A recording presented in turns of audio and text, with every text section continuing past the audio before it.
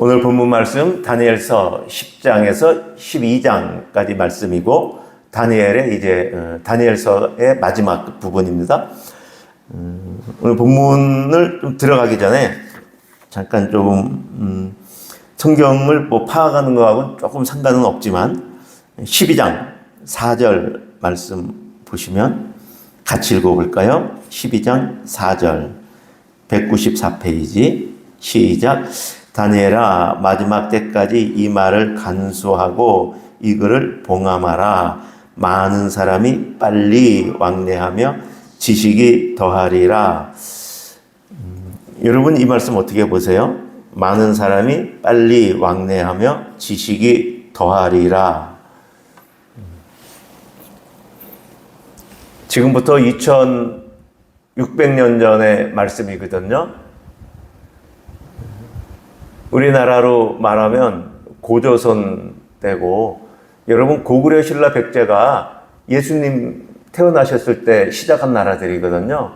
물론 그거보다 한 50년 전에 이제 신라가 시작했고 기원전 50년에 시작했고 했지만, 그냥 크게 볼 때는 그때 고구려 신라 백제예요. 여기 지금 기원전 500년 경이잖아요.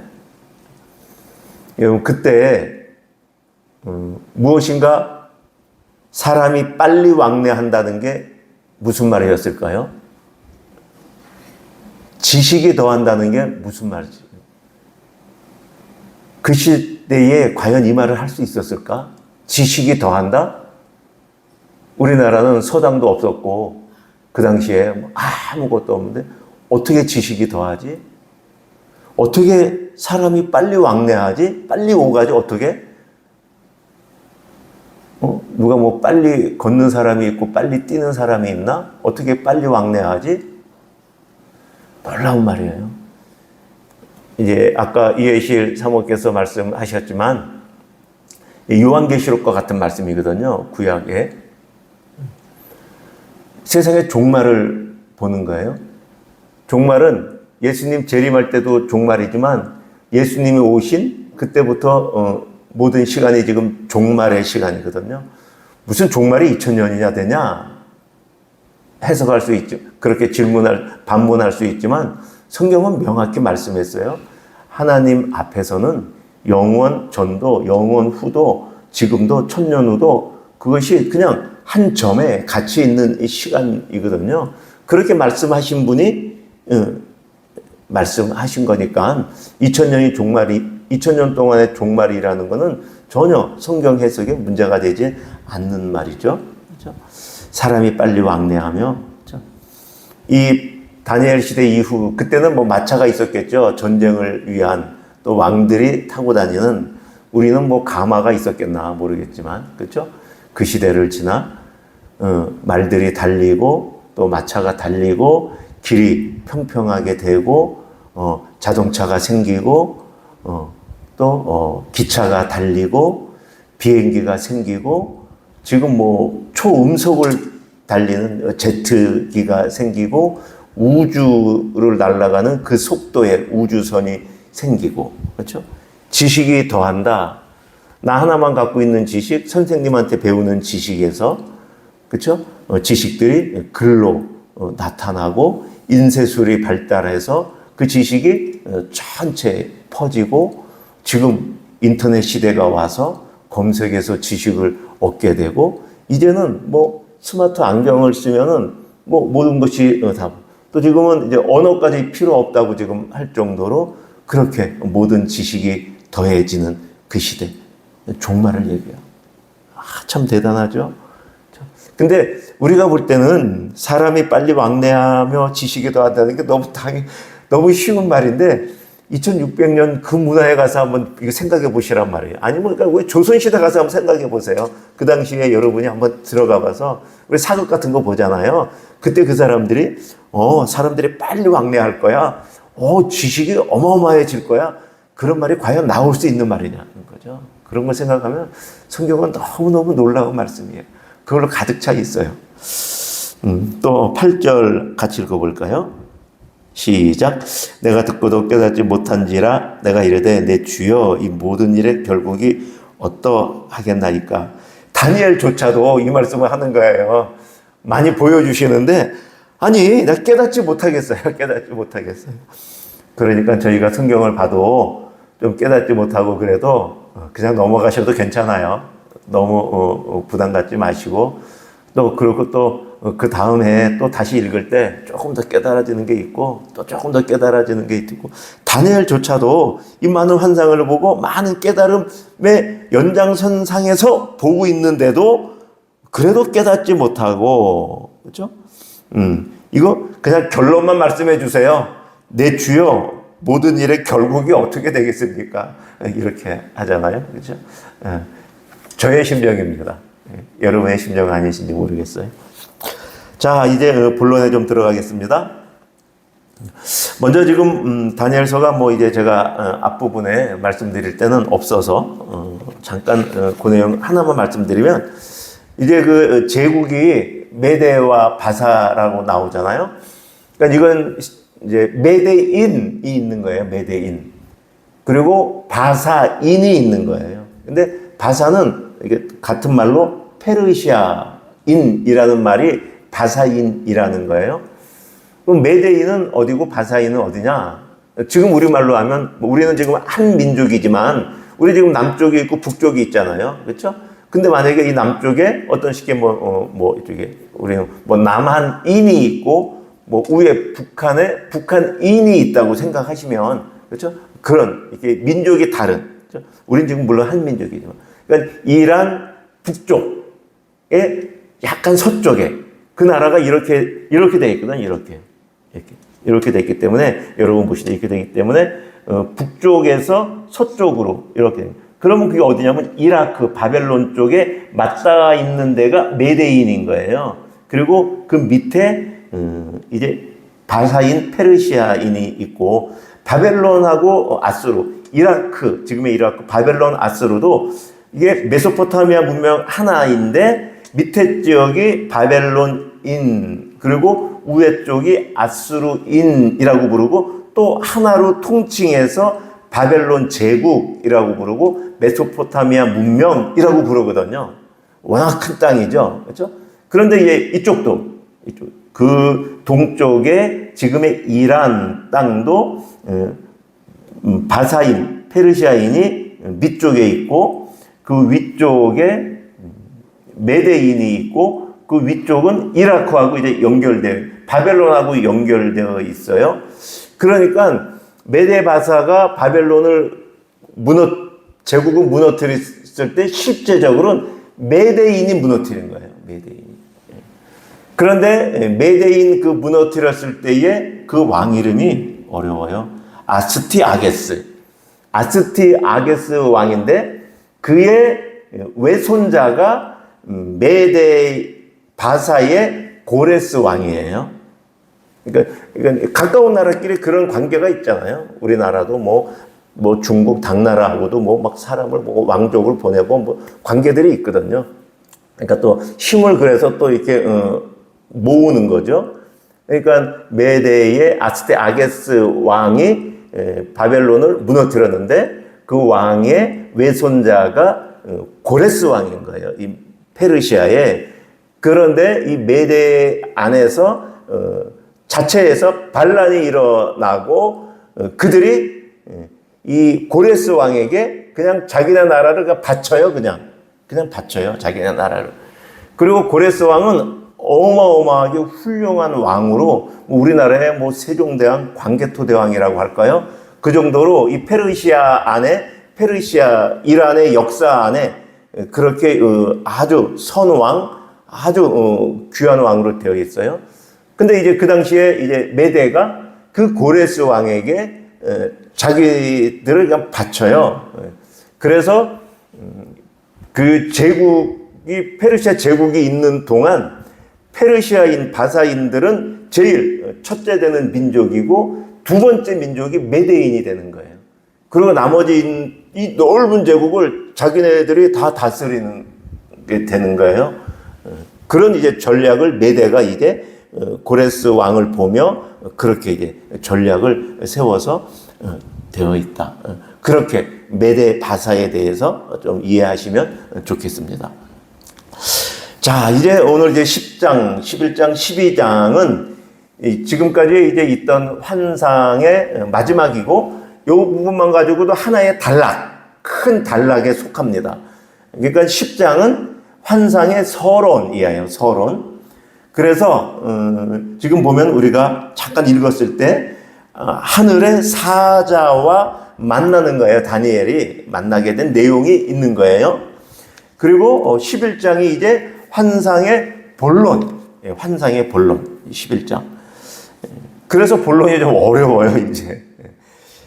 그런데 이제 그 본론에 보면은 이제 결국은 이제 그리스도적 왕이 이제 나오는 것을 이야기하고 뭐 남방왕, 북방왕이 뭐 막 나와요.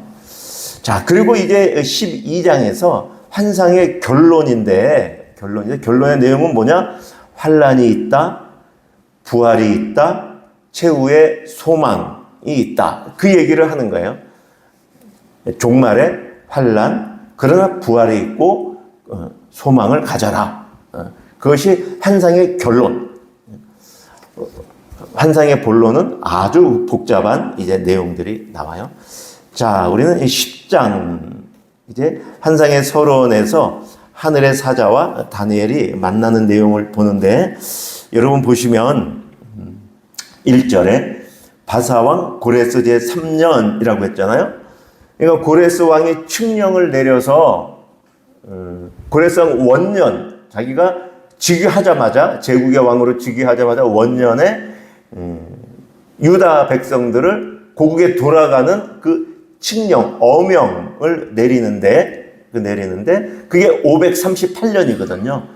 그러니까 지금 3년째는 만 3년이 아니고 햇수로 3년이니까 지금 536년이 되는 거예요.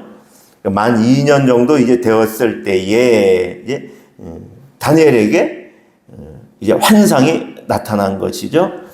2절, 그때에 다니엘이 새 이래 동안 슬퍼했다. 환상의 그 내용 때문에 우리가 이제 지금 본 11장이나 이제 12장까지 이 모든 내용 때문에 새 이래, 한 이래는 7일, 이래가 우리나라 순수한 말로 일주일이거든요. 그러니까 새 이래 3, 7이 20일. 사실 그래서 우리가 새 이래 기도회 같은 것도 있고, 저희가 가을에 하는 그 오륜교회 다니엘 기도회가 그래서 21일간 하는 거예요. 요 새 일에 3, 7이 20일 해가지고 21일 동안 슬퍼하며 뭐 좋은 것도 먹지 않고 머리에 단장도 하지 않고 포도주도 입에 대지 아니했다라고 이제 이 환상의 그 충격에 대해서 서론에서 지금 말씀하고 있습니다. 너무 놀라운 환상이죠. 큰 전쟁에 관한 것입니다. 이제 4절부터 5절까지는 이제 그 천사의 모습이 나오는데, 그냥 이런 모습이구나. 우리가 뭐 상상할 수 없는 그러한 모습을 가지고 있습니다. 5절 보면은 한 사람이 세마포 옷을 입었고 허리에 우바스 순금띠를 띠었고 그의 몸은 황옥, 얼굴은 번갯빛, 눈은 횃불, 그의 팔은 빛난 놋, 그의 말소리는 무리의 소리와 같다. 그런데 이 환상을 보니 그냥 볼 수가 없는 거죠. 7절에 다니엘 혼자 보고 같이 사람들이 있었는데 그 사람들은 보고 그것을 느꼈는데 환상은 보지 못해요. 이런 게 환상이구나 생각이 됩니다. 그리고 주위에 있던 많은 사람들은 그냥 환상을 보지도 못하면서 어떤 그 놀라움 때문에 크게 떨고 도망하여 숨었고, 8절 자기 홀로 그 환상을 볼 수 있었는데 볼 때에 내 몸에 힘이 빠졌고, 그렇죠? 나의 힘이 다하여 없어졌다. 9절 같이 읽을까요? 시작. 내가 그의 음성을 들었는데 그의 음성을 들을 때에 내가 얼굴을 땅에 대고 깊이 잠들었느니라. 이런 놀라운 환상 속에서 10절 보면은 이제 한 손이 다니엘을 어루만져, 이제 다니엘이 일어나며 이제 대화를 주고받습니다. 자, 예.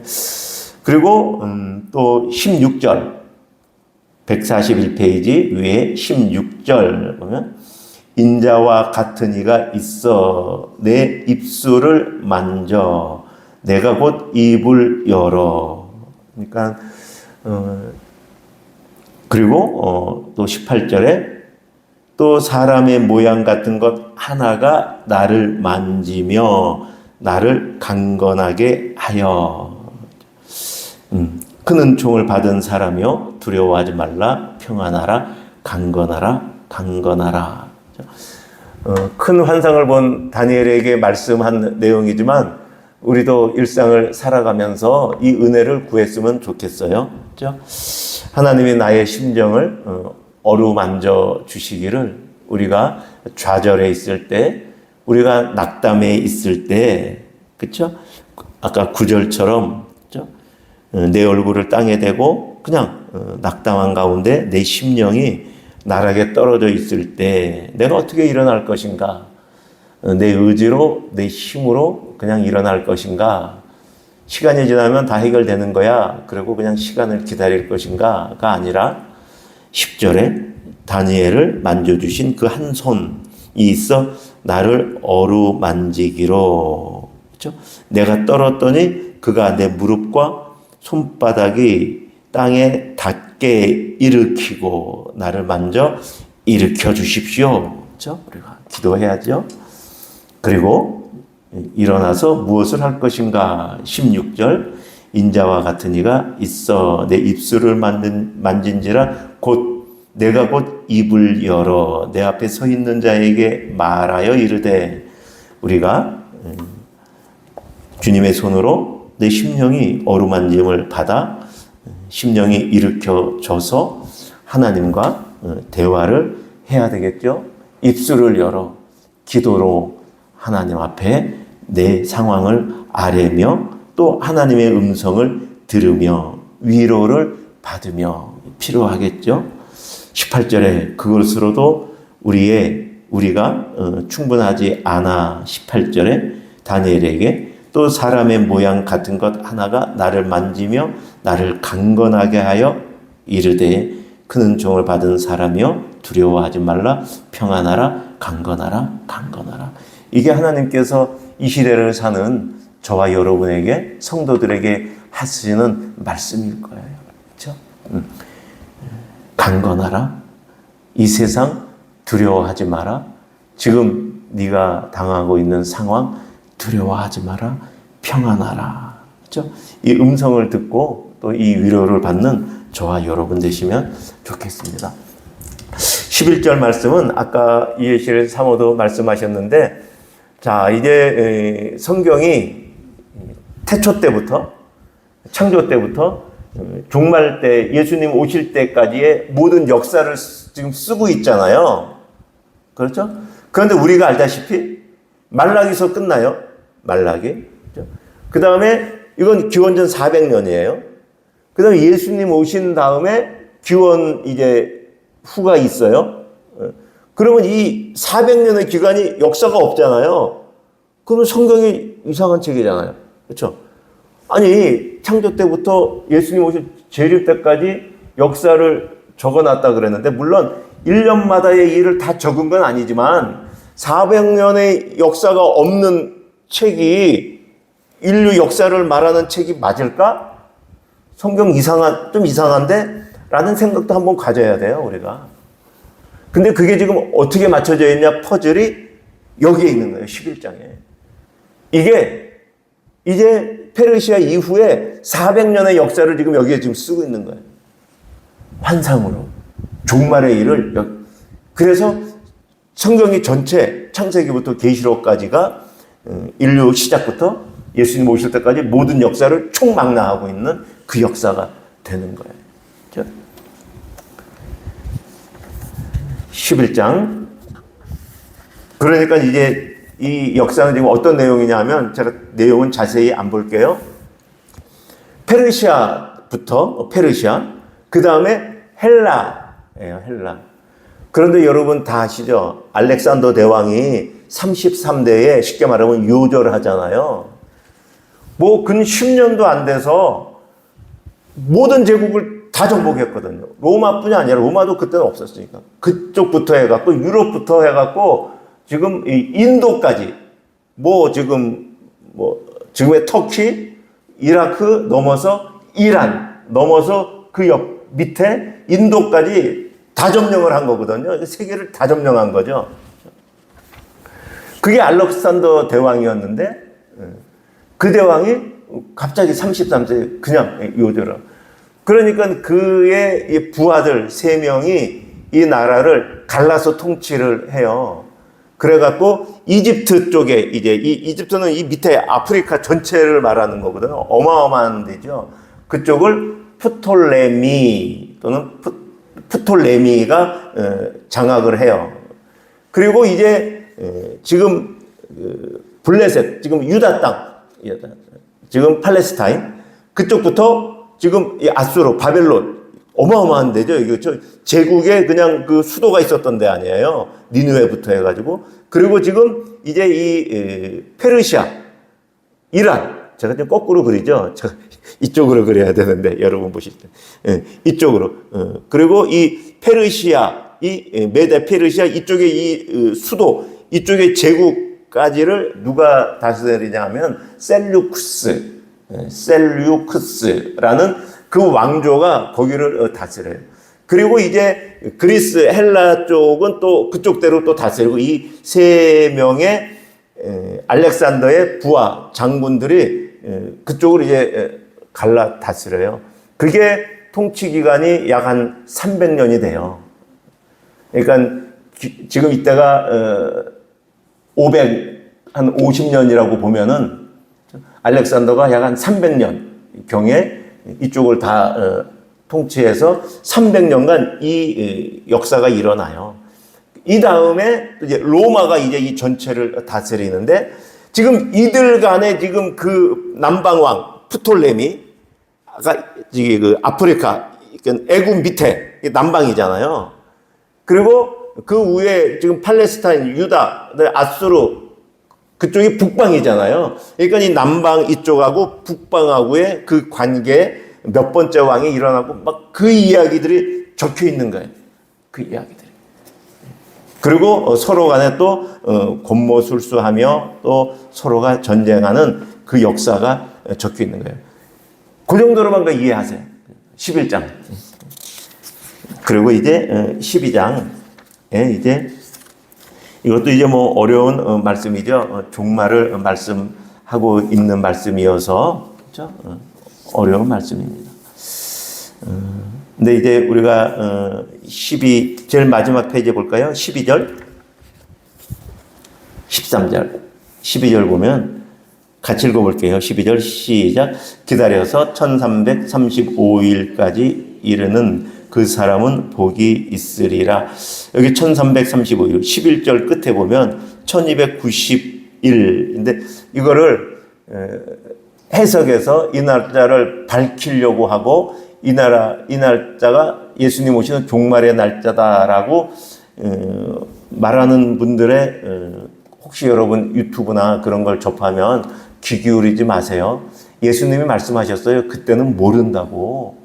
인자도 모른다고 말씀하셨는데 물론 환상을 줬으니까 근데 이것이 상징을 갖고 있고 이 종말에 대한 건 상징을 갖고 있는데 그것이 밝혀지지 않은 거거든요. 그러니까 또 우리가 생각해서도 알 수가 없어요. 그러면 예수님이 말씀하셨죠.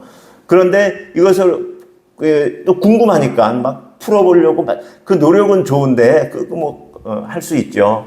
또 학문적으로 막 그래 하시죠. 근데 거기에 여러분 귀를 기울일 필요가 없다고 그냥 들리면 그냥 그럴 수도 있겠다 그냥 그러고 그냥 끝나야지 거기 기울이시면 안 돼요.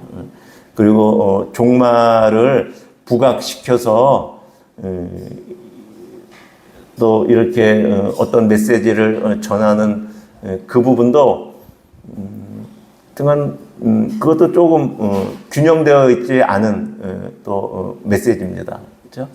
종말을 준비하고 살아야 되는 건 맞는데 종말을 말하는 또 이상한 신앙들은 여러분이 주의하셔야 됩니다. 13절 같이 읽겠습니다. 시작. 너는 가서 마지막을 기다리라. 이는 내가 평안히 쉬다가 끝날에는 내 몫을 누릴 것임이라. 이게 다니엘서 전체의 결론이죠. 다니엘 개인에게 주시는 약속인데 부활의 소망을 주시는 거니까 우리에게도 주시는 거예요. 이게 부활의 소망을 말씀하시는 것이고 그 안에서 안식해라. 그리고 너의 몫을 누릴 것이다. 종말에 예수님이 오시면 우리에게 주어질 기업 또 그 영광에 대한 약속입니다.